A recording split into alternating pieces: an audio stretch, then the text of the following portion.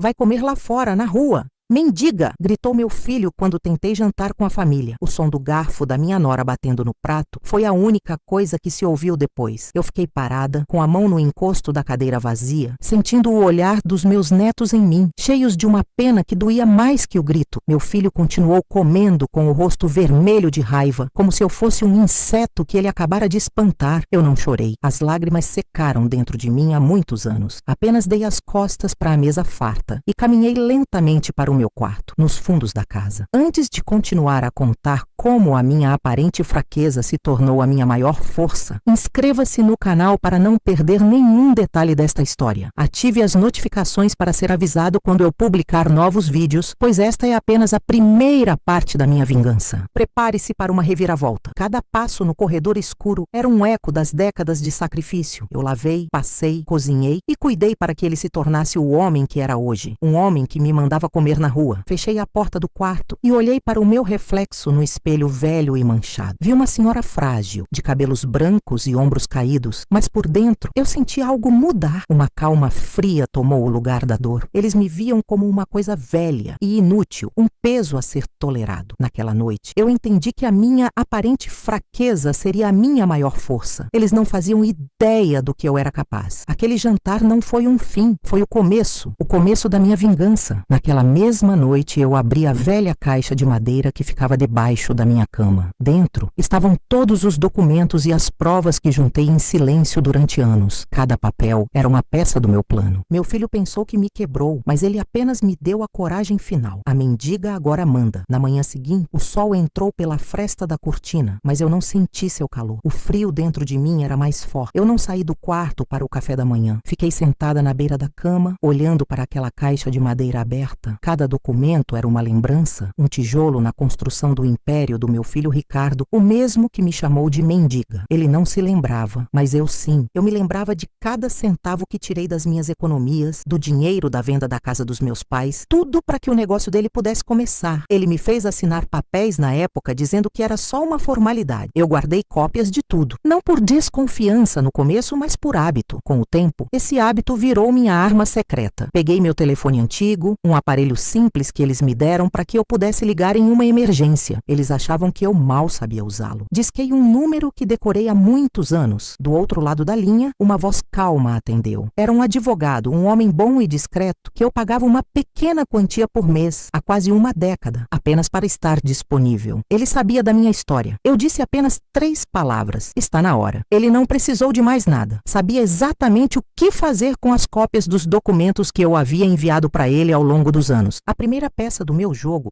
estava em movimento. Passei os dias seguintes em silêncio. Eu comia no meu quarto pequenas porções que eu mesma preparava na cozinha quando não havia ninguém por perto. Eu ouvia a vida da casa continuar sem mim. As risadas, as discussões sobre trabalho, os planos para o fim de semana. Eu era um fantasma entre eles. Minha nora às vezes batia na porta perguntando com uma voz forçada se eu precisava de algo. Eu sempre dizia que não, agradecendo com a voz mais frágil que conseguia fazer. Eles precisavam continuar acreditando que eu era uma velhinha inofensiva e derrotada. A pena deles era o disfarce perfeito para mim. A minha guerra. Uma semana depois, a tranquilidade da casa acabou. Ricardo chegou em casa numa terça-feira à noite. Não com a arrogância de sempre, mas com o rosto pálido. Eu o ouvi gritar ao telefone no escritório. As palavras dele eram cheias de pânico. Falava sobre uma notificação oficial, uma dívida enorme que apareceu do nada, uma cobrança judicial que poderia levar tudo o que ele tinha. A dívida era com uma antiga investidora do seu primeiro negócio. Uma investidora que legalmente nunca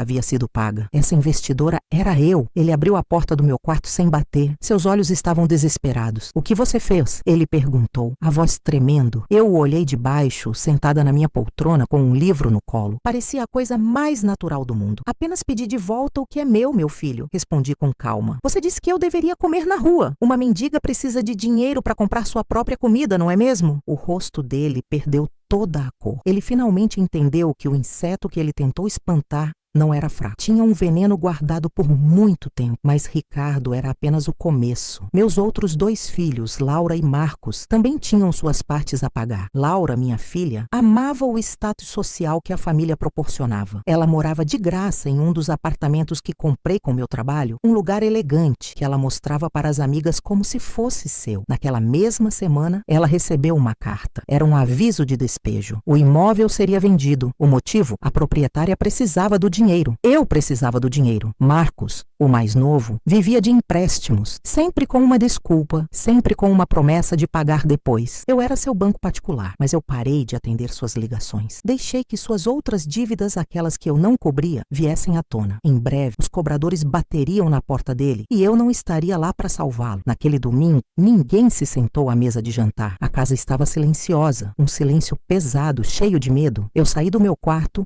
e fui até a sala de jantar. A mesa estava vazia. Fui até a cadeira da cabeceira, o lugar do meu falecido marido, o lugar que Ricardo tomou para si. Eu me sentei. Pela primeira vez em muitos anos, eu não me senti como uma sobra. Eles me viram como um peso morto, uma coisa velha para ser descartada. Mas se esqueceram de uma coisa. Fui eu que construí aquela casa, aquela família e a riqueza que eles tanto amavam. E tudo que se constrói também pode ser derrubado. A mendiga não estava mais na rua. Ela estava sentada no trono. E o banquete da vingança estava apenas começando. O silêncio que se seguiu à minha ocupação da cadeira principal era mais pesado que qualquer grito. Eu podia sentir os olhos deles, mesmo sem vê-los. Eram como pequenos furos nas paredes, espiando, esperando. Eu não me mexi. Apenas apoiei as mãos sobre a madeira escura e polida da mesa, a mesma madeira que eu limpei por tantos anos. A poeira nunca se acumulava sob a minha vigilância. A ingratidão, no entanto, cresceu como erva daninha. A primeira a quebrar o feitiço foi Silvia, minha nora. Ela apareceu na porta da sala de jantar, secando as mãos num pano de prato. Seu rosto, sempre tão controlado e liso, estava cheio de vincos de preocupação. Ela olhou para mim, depois para o lugar vazio ao meu lado e, por fim, para o corredor escuro de onde Ricardo ainda não tinha saído. Dona Helena, ela começou a voz baixa, quase um sussurro. A senhora não quer comer alguma coisa? Eu posso preparar um prato para a senhora. Era a mesma oferta de sempre, mas o tom era diferente. Não era mais a caridade preguiçosa de quem cumpre uma obrigação. Havia medo em sua voz, medo do que eu representava agora.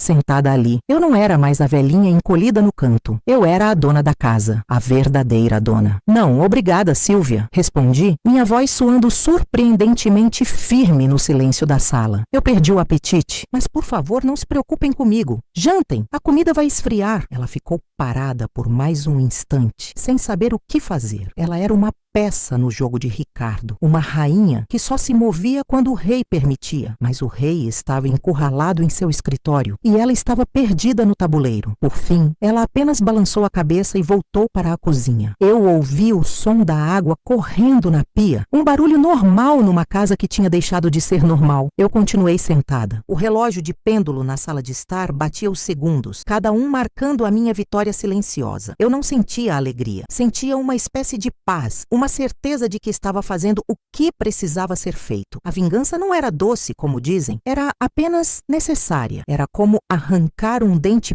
podre que doía há anos. O alívio vem depois da dor da extração. 1 hora se passou. 2. Eu ouvi os passos de Ricardo no andar de cima. Ele andava de um lado para o outro, como um animal enjaulado. O telefone tocou algumas vezes. A voz dele era um murmúrio abafado e irritado. Ele estava tentando entender a armadilha em que tinha caído. Estava ligando para seus próprios advogados que, sem dúvida, estavam lhe dizendo a mesma coisa que o meu me disse. Os documentos eram de verdade. A dívida era real e a assinatura dele estava em cada página. Finalmente, ele desceu. Parou na entrada da sala de jantar. A mesma postura arrogante de sempre, mas seus olhos contavam outra história. Estavam vermelhos e cansados. Ele tinha perdido. E ele sabia disso. Isso é um absurdo, ele disse, a voz rouca. Uma loucura. Depois de todos esses anos, por quê? Por que agora? Eu o encarei. O homem que eu tinha embalado no colo, o menino cujos joelhos eu tinha limpado quando caía. Aquele menino não existia mais. Em seu lugar, havia um estranho com o rosto do meu filho. Porque agora eu me cansei, Ricardo. Falei, sem levantar a voz. Eu me cansei de ser invisível. Eu me cansei de ser um fardo. Você me mandou comer na rua. Eu só estou garantindo que eu tenha dinheiro para pagar pela minha refeição. Isso vai destruir a empresa, vai destruir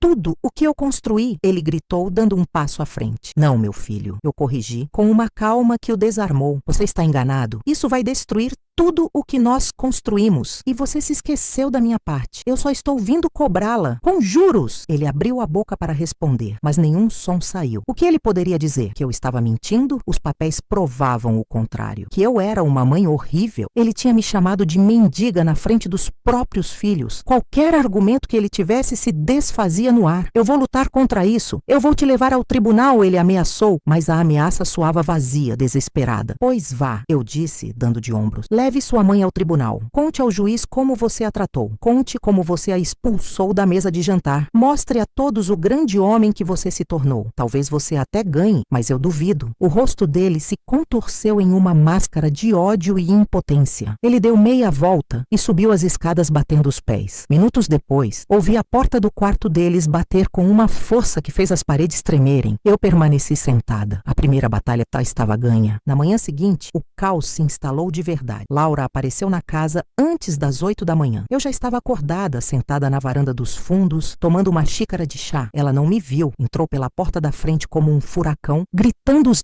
não o nome de Ricardo. Ricardo! Ricardo, que brincadeira é essa? Eu recebi uma carta de despejo. Do meu apartamento? Eu ouvi os passos apressados de Ricardo descendo as escadas. A voz dele estava cansada. Não é uma brincadeira, Laura. Como assim não é uma brincadeira? Diz que a proprietária quer o imóvel de volta. Que proprietária? O apartamento é nosso! Ela gritava. Houve um silêncio. Eu podia imaginar Ricardo passando a mão pelo cabelo sem saber como explicar o tamanho do buraco em que estavam. O apartamento não é nosso, Laura. Nunca foi. Ele está no nome da mamãe. O silêncio que se seguiu foi ainda mais profundo. Depois, um soluço. Da mamãe? Mas por quê? Eu não entendo. Porque eu fui um idiota, Laura. Porque eu achei que ela era uma velha boba que não entendia de nada. E agora, ela está cobrando tudo de uma vez. A porta da cozinha se abriu e Laura saiu para a varanda. Seus olhos, sempre tão bem maquiados, estavam borrados de rímel. Quando me viu sentada ali, calma, tomando meu chá, ela parou. Seu rosto passou da confusão para a raiva. Você, ela cuspiu apontando um dedo trêmulo na minha direção. Como você pôde? Eu sou sua filha. Você está me colocando na rua. Eu tomei um gole do meu chá antes de responder. Eu não estou te colocando na rua, minha querida. Estou apenas vendendo um dos meus imóveis. Acontece que é o imóvel onde você mora. Eu preciso do dinheiro, sabe? Para o meu futuro. Que futuro? Você tem 80 anos. Ela gritou, a crueldade escorrendo de suas palavras. Exatamente, eu disse, sorrindo pela primeira vez em muito tempo. Nessa idade, a gente precisa de segurança financeira. E como o seu irmão fez questão de me lembrar, eu não posso contar com os meus filhos para cuidar de mim. Então, eu tenho que cuidar de mim mesma. Isso é por causa daquela noite, não é? Por causa de uma briga boba na hora do jantar? Você vai destruir a família por causa disso? Ela tentou argumentar, a voz agora cheia de uma falsa doçura. Não, Laura, não foi por causa de uma briga. Foi por causa de 20 anos de descaso. Aquele jantar foi apenas a gota d'água. Foi o momento em que eu percebi que vocês não me viam mais como mãe. Vocês me viam como um móvel velho. E móveis velhos a gente vende ou joga fora. Eu decidi me vender pedaço por pedaço. Ela me olhou horrorizada. A verdade era feia demais para ela encarar. Ela sempre viveu em um mundo de aparências, de festas e de sorrisos falsos. A realidade era um lugar que ela não gostava de visitar. Você não pode fazer isso. Ela sussurrou, as lágrimas escorrendo livremente agora. O que as pessoas vão dizer? Minhas amigas, meu status. Talvez elas digam que você finalmente vai ter que aprender a viver por conta própria. Eu disse, me levantando. É uma lição valiosa. Eu aprendi bem cedo. Já passou da sua hora. Deixei-a chorando na varanda e entrei em casa. O cheiro de café fresco vinha da cozinha. Silvia estava parada perto do fogão de costas para mim. Seus ombros tremiam. Ela também estava chorando em silêncio. Ela não disse nada quando eu passei. Talvez ela entendesse. Ou talvez ela apenas estivesse com medo do que viria a seguir. O próximo a dar sinal de vida foi Marcos. Mas ele não veio pessoalmente. Ele ligou. O telefone tocou sem parar durante a tarde. Eu estava no meu quarto lendo um livro. Deixei tocar. A secretária eletrônica, um aparelho que eu raramente usava, começou a gravar as mensagens. A voz dele estava desesperada. Mãe, atende. Eu preciso falar com você. É urgente. O pessoal do banco ligou. Eles estão ameaçando tomar meu carro. Eu preciso daquele dinheiro que você me prometeu. Mãe, por favor! A segunda mensagem, 1 hora depois. Mãe, é sério? Eu tô ferrado. O agiota que eu peguei um dinheiro emprestado tá na minha porta. Ele disse que se eu não pagar até amanhã, a coisa vai ficar feia. Pelo amor de Deus, me ajuda. A terceira, no início da noite, era quase um choro. Você não pode fazer isso comigo. Eu sou seu caçula. Você sempre me ajudou. Por que você tá fazendo isso? É por causa do Ricardo. Eu não tive nada a ver com aquilo. Mãe, por favor. Eu apaguei as mensagens. Marcos era o meu ponto fraco. O menino que nunca cresceu. Eu o mimei demais. O protegi demais. E o resultado foi um homem de 40 anos que não sabia se virar sozinho. Salvá-lo agora seria apenas adiar o inevitável. Ele precisava cair, precisava sentir o chão duro para, talvez um dia, aprender a se levantar. Doía como se estivessem arrancando um pedaço de mim, mas era um tipo de dor diferente. Era a dor de uma cirurgia necessária. Naquela noite, a casa estava mais silenciosa do que nunca. Ninguém desceu para jantar. Eu ouvi o carro de Ricardo saindo, cantando pneus. Laura tinha ido embora horas antes, depois de uma longa e inútil discussão com o irmão. Silvia e os netos comeram sanduíches no quarto. Eu presumi. Eu fiz para mim uma sopa simples na cozinha vazia. Enquanto comia, sozinha na imensa mesa de jantar, eu olhei ao redor, para os quadros nas paredes, os móveis caros, o lustre de cristal. Tudo aquilo tinha sido comprado com o dinheiro que eu ajudei a construir. E eles tinham me feito sentir como uma intrusa na minha própria história. Na semana que se seguiu, a Guerra Fria continuou. Eu me mantive no meu canto, quieta e observadora. Ricardo passava os dias trancado no escritório, em ligações tensas. Eu o ouvi mencionar palavras como congelamento de bens, auditoria e falência. A empresa dele, construída sobre o meu dinheiro e o meu sacrifício, estava balançando. O advogado que ele contratou era bom, mas não havia como lutar contra a verdade documentada. A dívida era legítima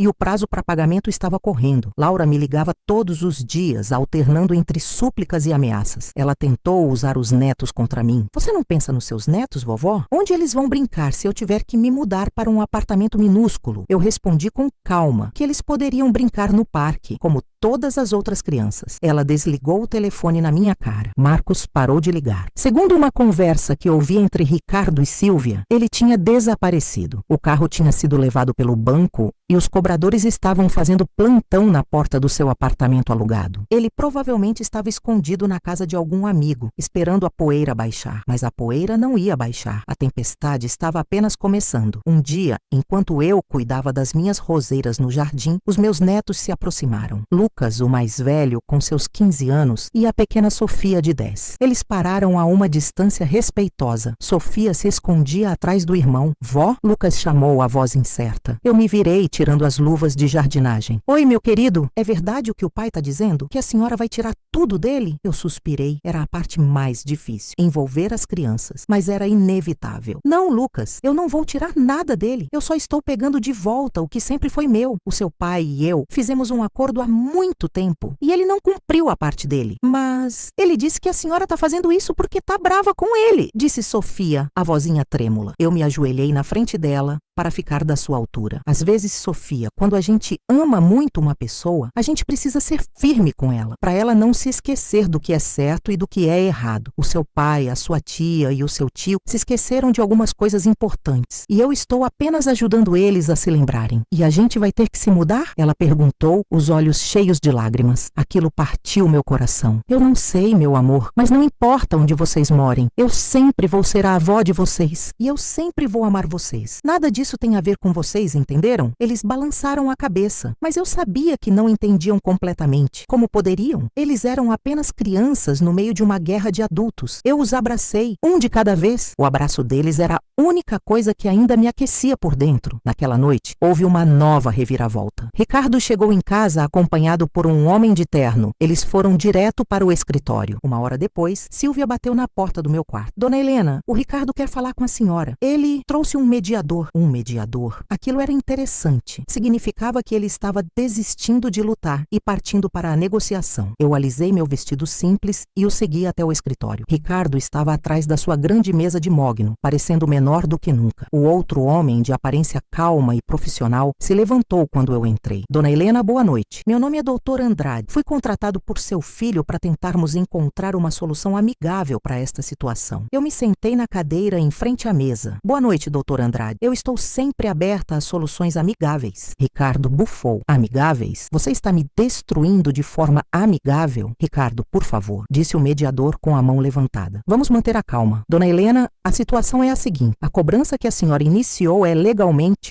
muito forte. Meu cliente reconhece a validade dos documentos. No entanto, o pagamento do valor total com os juros acumulados levaria a empresa dele à falência imediata. Isso não seria bom para ninguém. Não seria bom para ele, você quer dizer, eu corrigi. E para a senhora também. Ele continuou sem se abalar. Uma empresa falida não paga dívida nenhuma. O que estamos propondo é um acordo, um plano de pagamento em parcelas ao longo de vários anos. E, claro, a retirada da ação de despejo contra a sua filha e um auxílio para o seu filho Marcos. Eu olhei para Ricardo. Ele estava me encarando, os olhos cheios de uma esperança relutante. Ele achava que podia comprar a minha paz. Achava que tudo se resumia a dinheiro. Eu me virei para o Dr. Andrade. A sua proposta é muito razoável, doutor, do ponto de vista financeiro. Mas o senhor precisa entender que isso nunca foi apenas sobre dinheiro. O dinheiro é apenas a ferramenta, a linguagem que os meus filhos entendem. E qual é o objetivo então, senhora? O que a senhora realmente quer? Ele perguntou. Eu me inclinei para a frente, apoiando as mãos nos joelhos. O que eu quero? Eu quero o meu lugar de volta. Não nesta cadeira de escritório, mas o meu lugar na família. Eu quero respeito. Eu quero ser ouvida. Eu quero que, quando eu entrar numa sala, eles não me vejam como um peso, mas como a mulher que deu a vida por eles. Eu me levantei. A proposta financeira é um bom começo, mas está incompleta. Faltam as cláusulas morais. E essas, doutor Andrade, não se escrevem num contrato. Elas se provam com atitudes. Eu me virei para Ricardo. Você quer um acordo? Pois bem, aqui estão os meus termos. Primeiro você vai vender esta casa. É grande demais, cheia de memórias vazias. Vamos nos mudar para um lugar menor, mais simples. Nós 4. Você, Silvia, as crianças e eu, em casas separadas, talvez na mesma rua, mais perto, onde a gente possa ser uma família de verdade, não um conjunto de pessoas dividindo um teto. O queixo de Ricardo caiu. Vender a casa? Esta casa é o símbolo de tudo o que eu conquistei. Não, esta casa é o símbolo de tudo o que vocês perderam. Eu retruquei. Segundo, Laura vai ter que arrumar um emprego. De verdade, não uma boutique que você financia. Um emprego com chefe, com horário, com responsabilidades. O apartamento será vendido sim, com o dinheiro. Ela pode dar entrada em um lugar menor, que ela possa pagar com o próprio salário. Eu posso até ajudar com a primeira prestação, se ela provar que está se esforçando. E Marcos? Ele perguntou, a voz fraca. Marcos vai ter que se virar. Eu não vou dar mais um centavo a ele, mas eu vou pagar por um tratamento, uma clínica de reabilitação. Não para drogas ou álcool, mas para a vida. Um lugar onde ele possa aprender a ser um adulto, a lidar com finanças, a ter responsabilidade. Se ele aceitar e completar o tratamento, eu posso pensar em ajudá-lo a recomeçar, com um pequeno negócio talvez, algo que ele tenha que suar para manter. O mediador olhava de um para o outro, fascinado. Aquela não era uma negociação comum. E você, Ricardo? Eu continuei, o meu olhar fixo no dele. Você vai me pedir desculpas. Não aqui, não agora. Você vai reunir seus irmãos. E na frente deles e na frente dos seus filhos, você vai me pedir perdão. Não pelo dinheiro, mas por ter se esquecido de quem eu sou. Houve um longo silêncio no escritório. O doutor Andrade pigarreou. São termos incomuns. A minha família é incomum, eu disse. Eles têm uma semana para decidir. Se aceitarem os meus termos,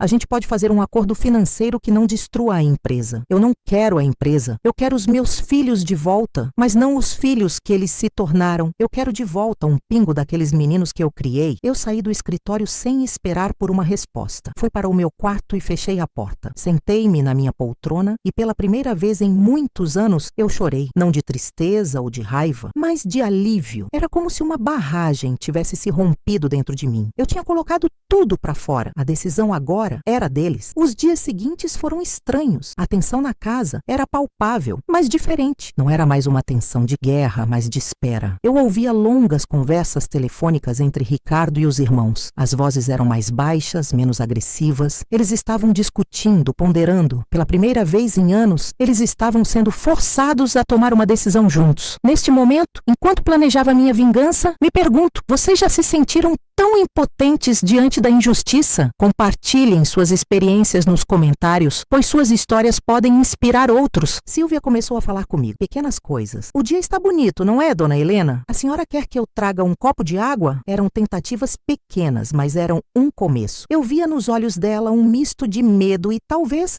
admiração. Ela tinha se casado com um homem poderoso, mas agora estava vendo que a verdadeira força na família vinha de um lugar que ela nunca tinha imaginado. No 5º dia, Laura apareceu de novo, mas desta vez ela não estava gritando. Estava com o rosto abatido, sem maquiagem. Ela sentou-se ao meu lado na varanda. Ficamos em silêncio por um longo tempo, apenas olhando para o jardim. Eu não sei trabalhar, mamãe, ela disse finalmente, a voz embargada. Eu nunca precisei. Ninguém nasce sabendo, minha filha. A gente aprende, eu respondi sem olhá-la. Eu tenho medo de não conseguir, de passar vergonha. Vergonha é depender dos outros a vida inteira e ainda tratá-los mal, eu disse com gentileza. Trabalhar, por mais simples que seja o trabalho, é uma honra. É a prova de que você é útil, de que você serve para alguma coisa. Ela começou a chorar, baixinho. Você acha que eu consigo? Eu me virei e peguei a mão dela. Estava fria. Eu não criei filhos fracos, Laura. Eu criei vocês para serem fortes. Vocês é que se esqueceram disso. É claro que você consegue. Ela apertou a minha mão. Foi o primeiro toque de carinho entre nós em mais de uma década. No 7º dia, eles me chamaram para a sala de estar. Ricardo, Laura e, para minha surpresa, Marcos. Ele estava magro, com olheiras fundas, mas estava ali. Estava de pé, encostado na parede, como se quisesse ter uma rota de fuga. Ricardo e Laura estavam sentados no sofá. Silvia e as crianças estavam no andar de cima. Era um assunto para nós 4. Ricardo se levantou. Ele parecia ter envelhecido 10 anos em uma semana. Mãe, ele começou, a voz falhando. Ele limpou a garganta e tentou de novo. Nós conversamos. Nós aceitamos os seus termos. Laura assentiu, enxugando uma lágrima. Marcos apenas olhou para o chão. Todos eles? Eu perguntei para ter certeza. Sim, todos, disse Ricardo. A casa será colocada à venda. Laura vai começar a procurar um emprego na segunda-feira. E Marcos? Marcos concordou em ir para a clínica que a senhora mencionou. Eu olhei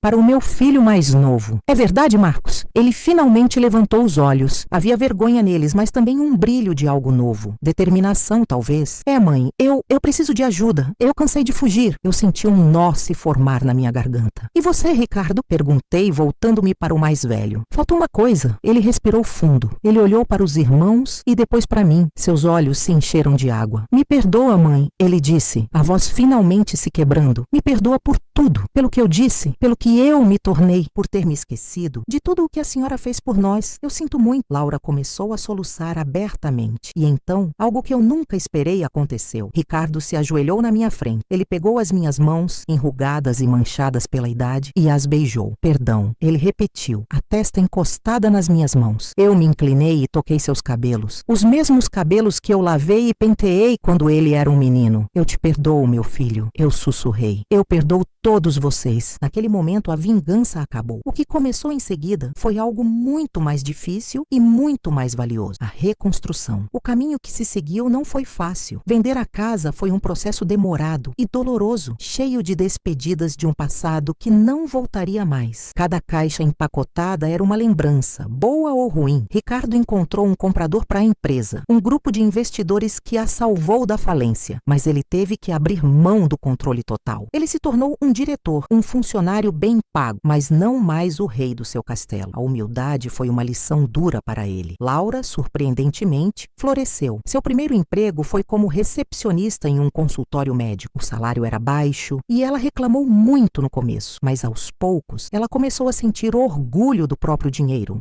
do próprio esforço. Ela alugou um apartamento pequeno, que ela mesma decorou com coisas que comprou em brechós. As amigas ricas se afastaram, mas ela fez novas amizades, pessoas mais reais. Um dia, ela me ligou, animada, para contar que tinha sido promovida a gerente do consultório. A alegria na voz dela era algo que dinheiro nenhum jamais tinha comprado. Marcos foi para a clínica. Foram 6 meses difíceis. Ele escreveu cartas para mim, cartas cheias de raiva, de dor, mas também de autoconhecimento. Quando saiu, era um homem diferente, mais quieto, mais pensativo. Ele arrumou um emprego como marceneiro, um ofício que tinha aprendido na clínica. Descobriu que tinha talento para trabalhar com as mãos. Com um pequeno empréstimo do fundo que eu criei para ele, ele abriu sua própria oficina nos fundos da casa que alugou. Ele nunca mais me pediu dinheiro. Em vez disso, no meu aniversário, ele me deu de presente um pequeno banco de madeira, feito por ele. Foi o presente mais valioso que eu já recebi. E eu comprei uma pequena casa, com um jardim grande o suficiente para as minhas rosas. Ricardo e Silvia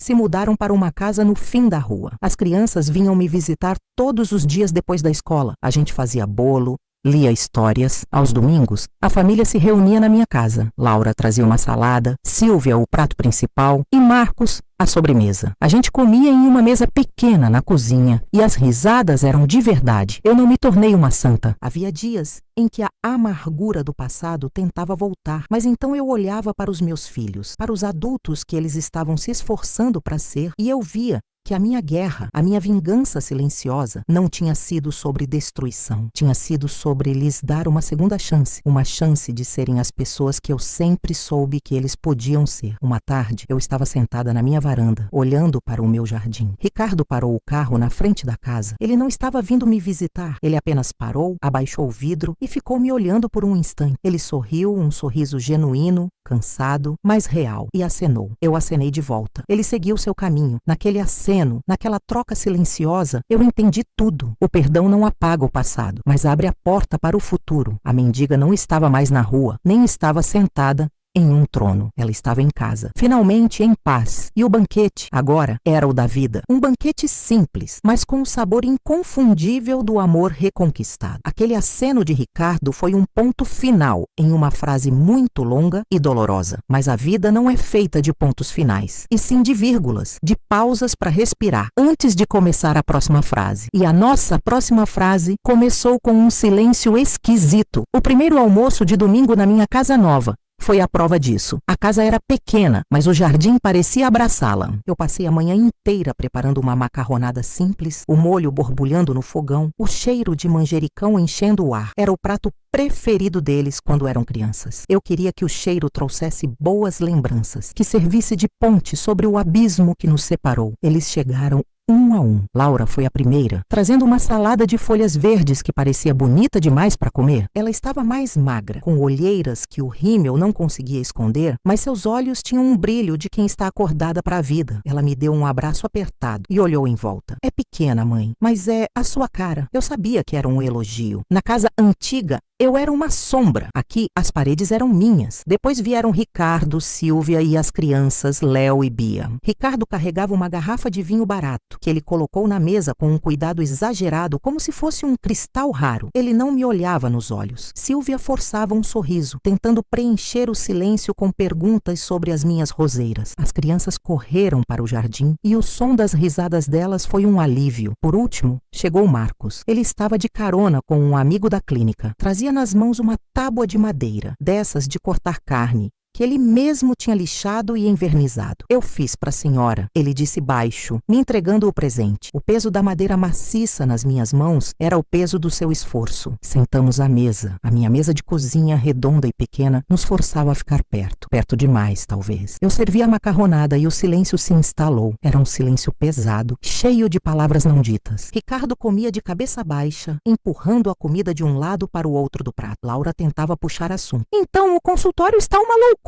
A doutora Ana é ótima, mas tão desorganizada. Ninguém respondia. Marcos comia devagar, mastigando cada garfada como se fosse uma tarefa difícil. Foi o meu neto, Léo, que quebrou o gelo. Com a boca suja de molho, ele olhou para o pai e perguntou: pai, por que a gente não mora mais na casa grande? O garfo de Ricardo parou no ar. Silvia olhou para o filho com os olhos arregalados, como se ele tivesse falado um palavrão. O rosto de Ricardo ficou vermelho, o mesmo vermelho de raiva que eu conhecia tão bem, mas desta vez era diferente. Era um vermelho de vergonha. Ele respirou fundo, limpou a boca com o guardanapo e olhou para o filho. Porque o papai cometeu muitos erros, filho. Erros que custaram caro. E agora a gente está aprendendo a viver de um jeito diferente. Um jeito melhor. Bia, a mais nova, não entendeu nada. Mas eu gostava da piscina, ela disse com a vozinha triste. Foi Laura quem respondeu. E a voz dela era surpreendentemente firme. A gente pode ir no clube, Bia, ou na praia. Ter uma piscina não é a coisa mais importante do mundo. O mais importante é a gente estar junto e todo mundo estar bem. Ela olhou para Ricardo, um olhar de apoio, de irmã. Eu vi meu filho mais velho engolir em seco. Ele olhou para a irmã e fez um leve aceno com a cabeça, um agradecimento silencioso. Naquele momento, naquela mesa pequena, com a macarronada esfriando nos pratos, eu vi a primeira rachadura no muro de gelo que existia entre eles. Não era muito, mas era um começo. O almoço terminou sem mais incidentes. Eles foram embora e eu fiquei com a louça suja e um coração que não sabia se estava feliz ou apenas cansado. A reconstrução, eu percebi, seria feita de pequenos momentos como aquele. Momentos esquisitos, dolorosos, mas necessários. Os meses que se seguiram foram uma dança lenta, cada um no seu ritmo, aprendendo os novos passos. Ricardo odiava seu novo emprego. Ele chegava em casa exausto, não do trabalho em si, mas da humilhação de ter que pedir autorização para tudo. Ele, que antes assinava cheques de milhões sem pestanejar, agora precisava justificar a compra de uma caixa de clipes. Uma noite, ele apareceu na minha porta. Já era tarde e chovia fino. Ele não disse nada, apenas entrou e sentou-se na minha cozinha. Eu fiz um café para nós dois. Eles rejeitaram meu projeto, ele disse olhando para a xícara. Um projeto que ia levantar a empresa. Disseram que era muito arriscado. O que eles entendem de risco? Eu construí aquele lugar do nada. A amargura na voz dele era palpável. Ele queria que eu dissesse que ele estava certo, que os outros eram idiotas. O Ricardo de antes esperaria isso. Eu apenas ouvi, deixei ele falar, esvaziar o peito de toda a frustração. Ele falou por quase uma hora sobre seu chefe, um rapaz de 30 e poucos anos que só entendia de planilhas, sobre a burocracia, sobre a saudade de ser o dono. Quando ele finalmente se calou, o silêncio voltou a se instalar entre nós. Você se lembra? Eu comecei devagar. Daquele ano em que a geada acabou com a plantação de café do seu avô? Ele perdeu tudo, tudo. Ricardo me olhou confuso. Lembro, eu era pequeno. Seu avô não ficou se queixando, eu continuei. No dia seguinte, ele pegou a enxada e foi limpar o terreno. Ele plantou milho. Demorou, mas ele se reergueu. Ele não era mais o rei do café da região. Era só um fazendeiro com um campo de milho. Mas ele era um homem digno, porque a dignidade não está no tamanho da sua fazenda, Ricardo. Está na força das suas mãos para plantar de novo depois da geada. Ele não disse nada. Apenas ficou ali, olhando para as próprias mãos, grandes e fortes, mas que agora pareciam perdidas, sem uma caneta de luxo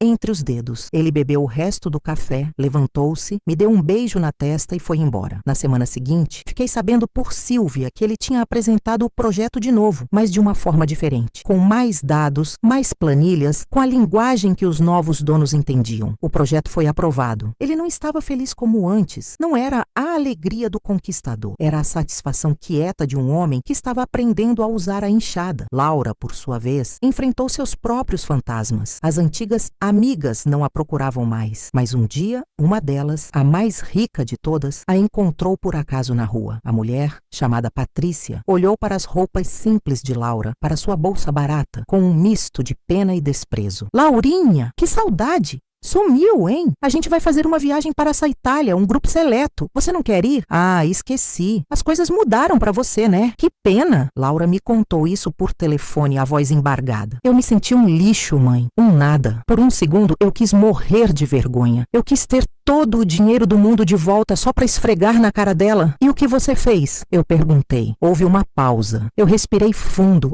Ela disse, a voz mudando, e eu sorri para ela, um sorriso de verdade. E eu disse, Patrícia, que bom que você está feliz. Eu também estou. Descobri que a felicidade não depende do carimbo no passaporte. Ela ficou sem saber o que dizer. Eu apenas dei as costas e vim embora. E sabe o que é mais engraçado, mãe? No caminho para casa eu me senti livre. Eu não preciso mais da aprovação dela, de ninguém. Naquele dia, minha filha deixou de ser uma boneca de vitrine e começou a se tornar uma mulher. O orgulho que eu senti foi tão grande que precisei sentar para recuperar o fôlego. Ela estava descobrindo que o seu valor não estava na etiqueta da sua bolsa, mas na força do seu caráter. Com Marcos, a luta era diária e silenciosa. Ele frequentava as reuniões do grupo de apoio todas as semanas. A oficina de marcenaria era o seu refúgio. O cheiro de serragem, o barulho das ferramentas, o trabalho físico o mantinham focado. Mas a doença estava sempre ali, à espreita, como um animal faminto. Um dia, ele recebeu uma encomenda grande, fazer os móveis para um café que ia inaugurar no centro. Era a sua grande chance. Ele trabalhou dia e noite, mergulhado no projeto. Eu levava comida para ele na oficina e o via feliz, coberto de pó de madeira, os olhos brilhando de entusiasmo. Mas a vida, às vezes, é cruel. Uma semana antes da entrega, um curto-circuito na fiação antiga da oficina causou um incêndio durante a madrugada. Ninguém se feriu, mas o fogo consumiu quase tudo. As máquinas, a madeira e todos os móveis que estavam estavam prontos. O sonho dele virou cinzas. Ricardo e Laura foram os primeiros a chegar lá. Eu cheguei logo depois. Encontramos Marcos sentado no meio-fio do outro lado da rua, olhando para os bombeiros terminarem o trabalho. O rosto dele estava sujo de fuligem, mas eram as cinzas de dentro que me preocupavam. Ele não chorava. Estava quieto demais. Uma quietude perigosa. Laura tentou abraçá-lo, mas ele se encolheu. Me deixem em paz, ele murmurou. Ricardo, o velho Ricardo, teria dado um sermão. Teria falado sobre seguro, sobre prejuízo, sobre responsabilidade. Mas o novo Ricardo se agachou na frente do irmão. Marcos, ele disse, a voz baixa e calma. Não foi sua culpa. A gente vai dar um jeito. Eu e a Laura. A gente te ajuda a recomeçar. Marcos riu. Uma risada sem alegria nenhuma. Recomeçar? De novo? Eu cansei de recomeçar, Ricardo. Eu sou um fracasso. Tudo o que eu toco, eu destruo. Ele se levantou e começou a andar sem rumo. Meu coração gelou. Eu sabia para onde os pés de um homem desesperado como ele poderiam levá-lo. Vão atrás dele, eu disse para Ricardo e Laura. Não o deixem sozinho. Eles não hesitaram. Entraram no carro de Ricardo e foram. Eu fiquei ali, olhando para os destroços da oficina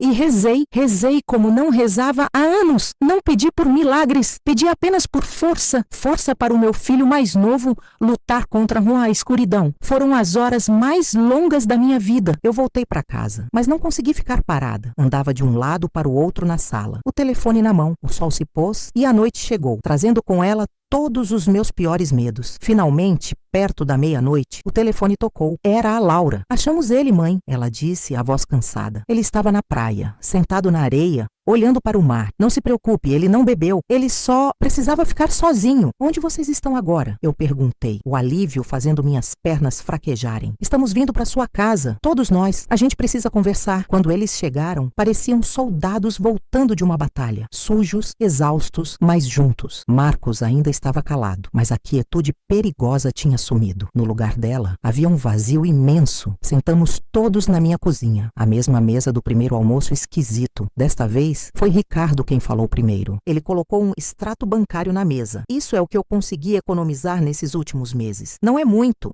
mas é um começo. Para você reconstruir sua oficina, Marcos. Laura colocou a mão sobre a do irmão. Eu posso pegar um empréstimo no banco? Meu nome está limpo agora. A gente consegue um valor bom. Marcos olhou de um para o outro e depois para mim. Os olhos dele se encheram de lágrimas. As primeiras lágrimas que eu ouvia derramar desde o incêndio. Eu não posso aceitar, ele sussurrou. Eu vou falhar de novo. Você não vai, eu disse. Minha voz saindo mais firme do que eu esperava. Porque desta vez, você não está sozinho. Antes, cada um de vocês vivia em uma ilha. Agora vocês são uma ponte. Uma ponte se sustenta porque cada parte apoia a outra. O fogo queimou a sua madeira, meu filho, mas não queimou a sua família. Naquela noite, eles não dormiram. Ficaram na minha cozinha com caneta e papel fazendo planos. Ricardo, com sua cabeça para negócios, montou uma planilha de custos. Laura, com sua nova habilidade de organização, pesquisou fornecedores de máquinas usadas. Marcos, aos poucos, começou a desenhar novos modelos de móveis, a paixão voltando a brilhar em seus olhos. Eu apenas fiz café e observei. Observei meus filhos que por tanto tempo só souberam competir e magoar um ao outro.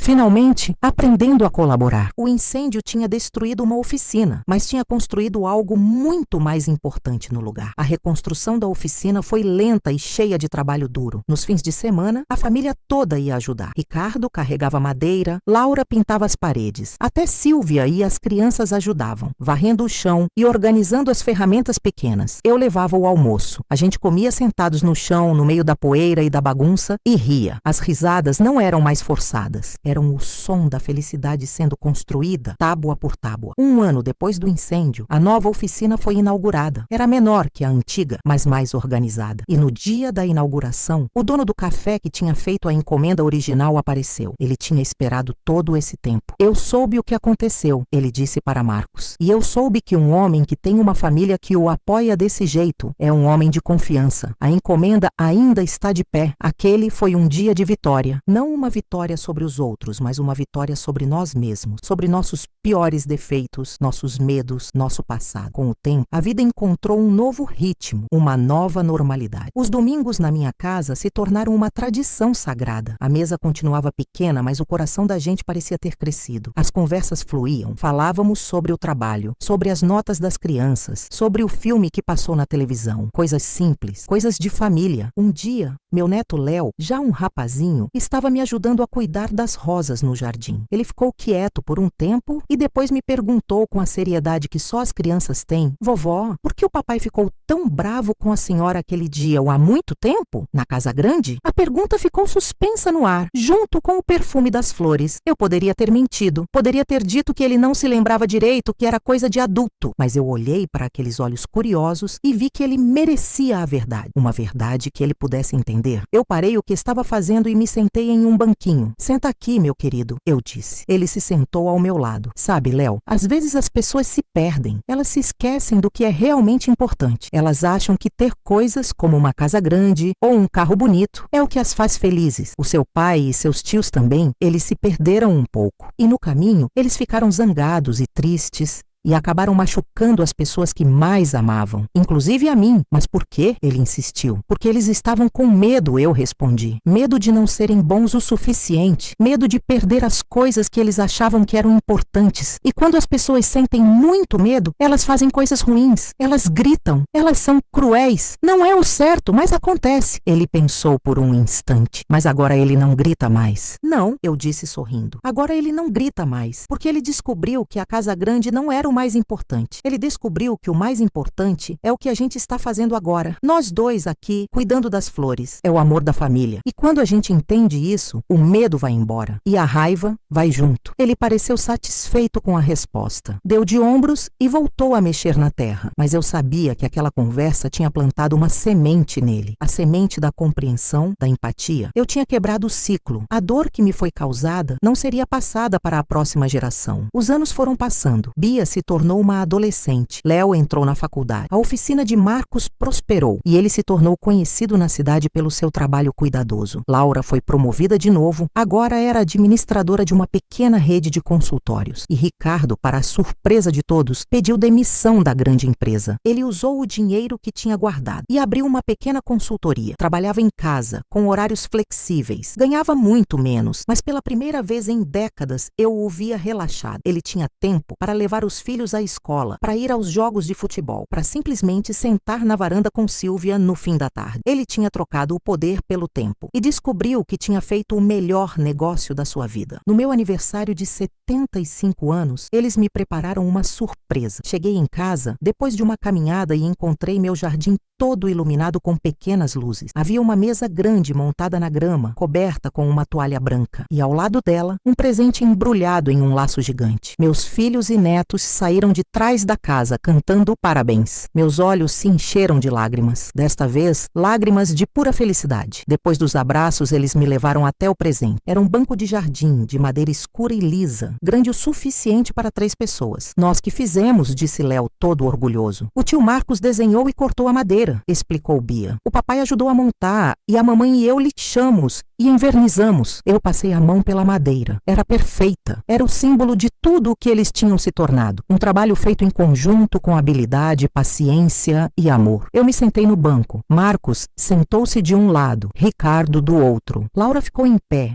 atrás de mim, com as mãos nos meus ombros. Meus netos e Silvia se sentaram na grama à minha frente. Naquele momento, olhando para os rostos sorridentes e iluminados pelas luzes, eu entendi a verdadeira natureza da minha vingança. Não tinha sido um plano para destruir, tinha sido um empurrão violento para fora de um prédio em chamas. Eu os forcei a pular, a deixar para trás tudo o que era falso e inflamável. A queda foi terrível, cheia de dor e medo, mas eles sobreviveram. E no chão, machucados e humildes, eles aprenderam a construir algo novo, algo real, algo à prova de fogo. A festa foi simples. Comida caseira, bolo e guaraná. As crianças correram pelo jardim. Os adultos conversaram e riram. Não havia mais silêncios esquisitos, nem palavras não ditas. Havia apenas a paz de uma família que tinha ido ao inferno e voltado, e que no caminho tinha encontrado o perdão. Mais tarde, quando todos já tinham ido embora e a casa estava silenciosa, eu voltei para o jardim. Sentei-me no banco novo. A madeira ainda estava morna do calor dos corpos deles. Olhei para a minha casa pequena, para as minhas rosas dormindo sob a luz da lua. Eu não tinha um império, não tinha uma mansão, não tinha joias. Eu era apenas uma senhora frágil, de cabelos brancos e ombros caídos, sentada em um banco de madeira. Mas eu era rica. rica, imensamente rica, porque o banquete que a vida me servia agora não era farto de comida, mas de amor. Um amor que tinha sido quebrado, perdido e com muito esforço reconquistado. E esse, eu sabia, era o único tipo de amor que alimenta a alma para sempre. A mendiga tinha finalmente encontrado seu lugar à mesa, não como uma convidada indesejada, mas como a rainha do seu próprio e pequeno reino de paz. E isso era mais do que suficiente, era tudo. Espero que tenham compreendido minhas ações. Me digam nos comentários o que acharam da minha história. Se gostaram, deixem um like e se inscrevam para acompanhar os próximos capítulos desta saga. Tem mais a caminho.